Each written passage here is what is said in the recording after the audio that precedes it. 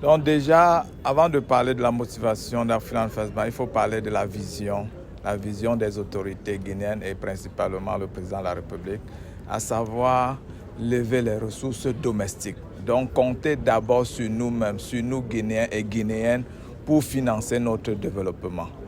Parce que côté État, c'est d'abord un acte de dignité, un acte de souveraineté et un acte d'indépendance. Donc, compter sur nous-mêmes avant d'attendre de pouvoir compter sur les autres. Ça, c'est un premier point.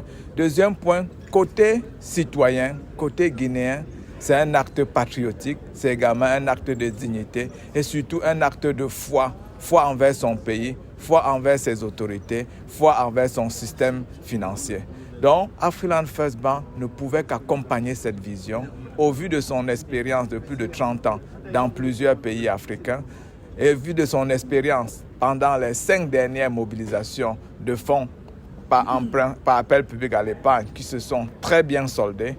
Nous avons pensé que c'est notre façon à nous d'accompagner l'État, d'accompagner la Guinée afin de financer le développement des infrastructures, le développement de l'éducation, le développement de la santé, le développement de l'énergie, parce que c'est ça qui va créer un climat économique, qui va créer un nouvel environnement économique, qui va permettre aux Guinéens de produire davantage, augmenter le PIB, augmenter le bien-être des populations en comptant sur nos ressources internes. Ça, c'est extrêmement important. Et nous pensons que les 1500 milliards, comme par le passé, seront non seulement atteints, mais dépassés, parce qu'il y a aujourd'hui une confiance très profonde entre les populations et leur gouvernement, le système financier et les populations, le secteur privé, les particuliers et tous les secteurs économiques croient aujourd'hui au développement de la Guinée. La Guinée aujourd'hui, comme vous le voyez tous, est devenue une star planétaire.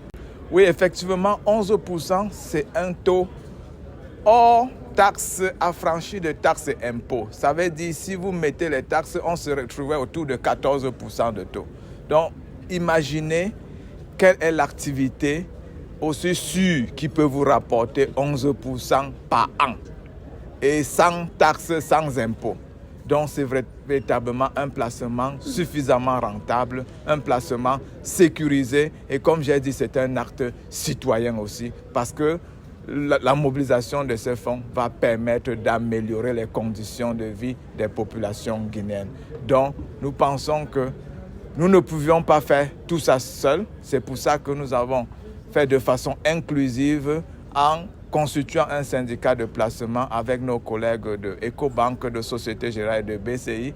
Et bien évidemment, toutes les banques de la place seront parties prenantes de ce processus et les autres établissements financiers également, assurances, établissements de microfinance et de finances inclusives. Et nous pensons que cette vision inclusive va nous permettre véritablement de lever au-delà de nos attentes.